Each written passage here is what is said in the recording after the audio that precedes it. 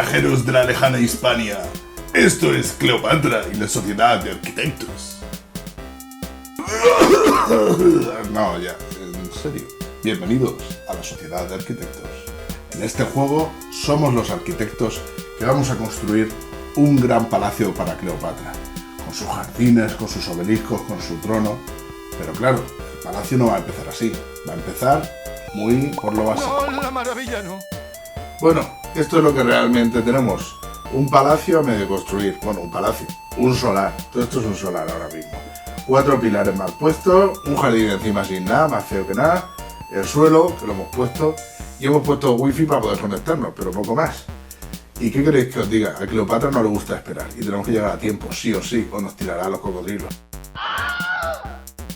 ¿Qué es lo que pasa? Que aquí todo el mundo quiere ser el que le ha hecho el palacete super guay. Y claro, para llegar a tiempo, tal vez habrá que usar métodos no tan legales.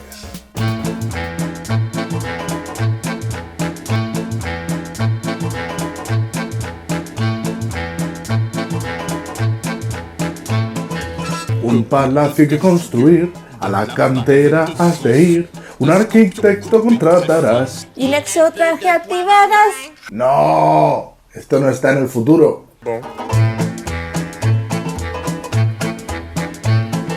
Seis esfinges hay que hacer y un par de puertas también. 2 obeliscos al entrar. ¿Y a los trabajadores alimentar? ¡No! Ni que esto fuera un juego de Uwe Rosenberg. En lo alto un jardín, con un trono tal que así, con corrupción todo saldrá. ¿Y el más corrupto morirá? ¡No! ¡Sí! Me gusta esa idea.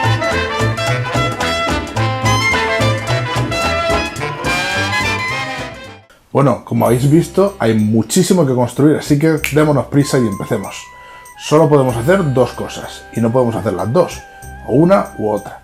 O vamos a la cantera y cogemos recursos, que ahora veremos cómo es, o podemos empezar con los recursos que ya tengamos en cartas, empezar a construir, que si los obeliscos, las esfinges, y empezar ya a darle forma al palacio.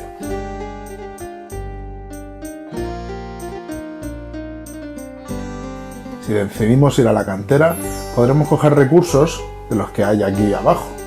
La manera en la que se han barajado las cartas, podréis ver que algunas cartas están boca abajo y otras boca arriba. Esto es porque algunos recursos, como podéis ver, tienen un fondo verde. Esos recursos son de buenísima calidad, son lo que se espera de un palacio. Por el contrario, otros recursos tienen un borde rojo. Eso significa que son de dudosa procedencia. Eso significa que no deberían usarse para el gran palacio de Cleopatra.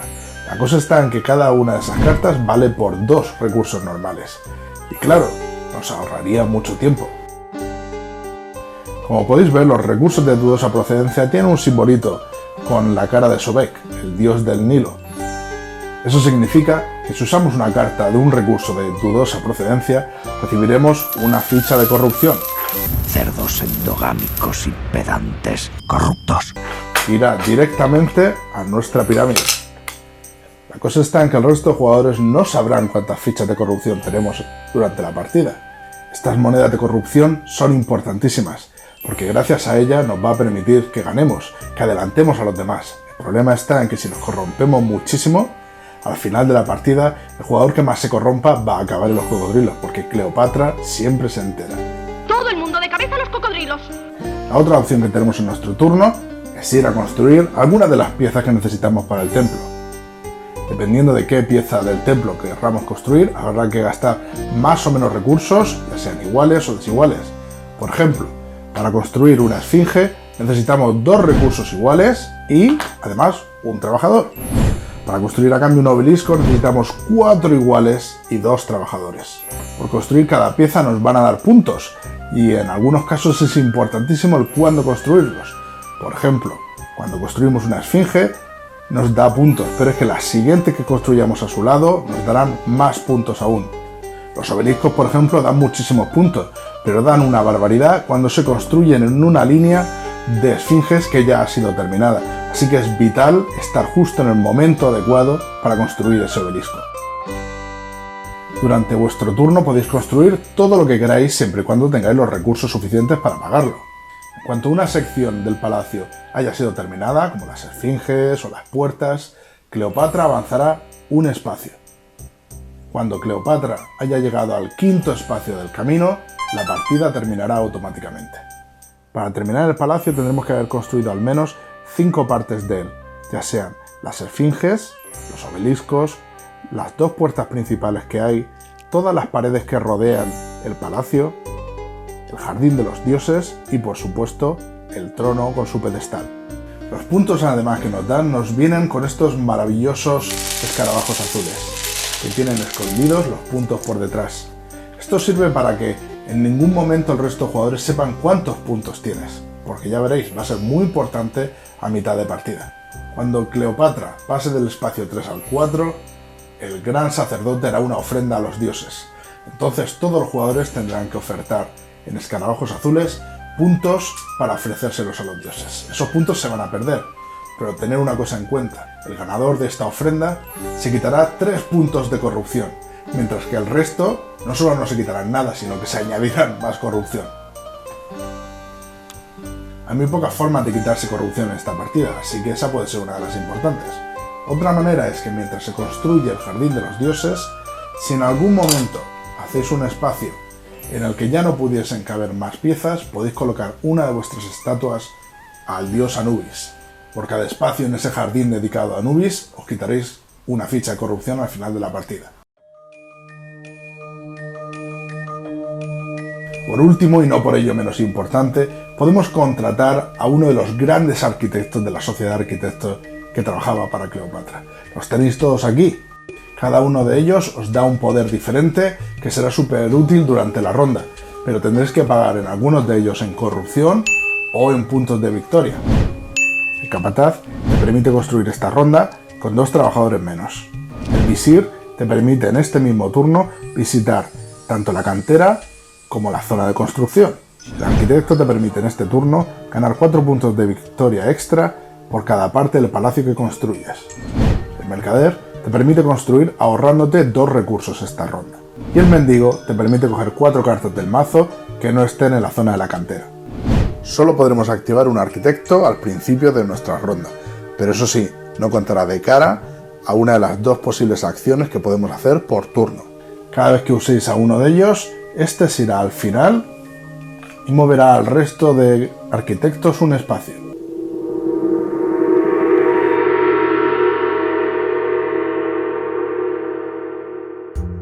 Una vez Cleopatra llega a la casilla número 5, tenéis un turno más para poder construir algo que os hubierais dejado sin construir y, sobre todo, para quitaros esos materiales corruptos que no deberíais usar. Tras esto ya llega el final y es hora de contar la corrupción. Para ello añadiréis a vuestra pirámide una ficha más de corrupción por carta de dudosa procedencia que os hayáis dejado.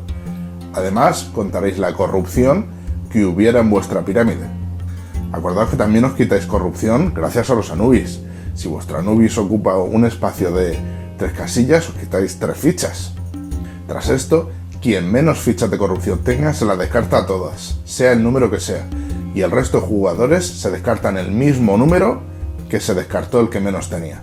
Una vez hecho el recuento final de las fichas de corrupción, os quitan puntos por cada ficha de corrupción que os quede y os quitan un montón. Pero es que si además tenías 8 o más fichas de corrupción, os lanzan directamente a los cocodrilos. Obviamente el ganador es quien más puntos tenga al final de la partida y esté vivo. O si lo preferís, como en el juego antiguo, simplemente el que más fichas de corrupción tenga es lanzado a los cocodrilos, sin más. Todo el mundo de cabeza a los cocodrilos. Y os digo esto porque es que este juego realmente no es nuevo. Este juego es de 2006. Lo que pasa es que esta edición es una edición deluxe. El juego original estaba bastante bien, era el mismo concepto. Tenías que construir el palacio, tenías los Anubis, tenías la corrupción, acababas en los cocodrilos y te pasabas. Todo eso está exactamente igual o casi igual que hace tantos años. Lo que pasa es que el juego original era un poco feo, porque realmente lo tenías que jugar en la caja. Usabas la caja como parte del palacio. Los obeliscos eran una cosita así de plástico, en general las figuras eran muy básicas. Pero el caso es que el juego estaba bastante bien. La idea de construir el palacio estaba ahí, la idea de la corrupción estaba ahí todo. Solo le faltaba ese toque de brillar. como pasa en algunas películas, que la primera versión, el concepto está bien, pero luego viene una segunda y está fenomenal. En general el juego llamaba a ser reeditado con una super edición como acaban de hacer con Kickstarter, y la verdad es que esta edición es magnífica. Ya os digo que, por ejemplo, este juego ahora mismo no estará en tienda. Puede ser que dentro de unos años se encuentre, ¿vale? Y ya os digo que es una versión deluxe, por lo tanto es más cara que el juego original de 2006. Pero también os digo que merece la pena. Parte de la gracia es montar el palacio. Da la sensación que son un montón de cosas, pero es un juego muy sencillo. Y la gracia está en esa línea que cruza entre ser juego de mesa y casi juguete. Porque vais a estar cogiendo los obeliscos y diréis, madre mía, es que esto está genial. Es casi como jugar. Y lo genial es que podéis jugarlo tanto con adultos que se van a picar un montón con la corrupción, como con críos pequeños.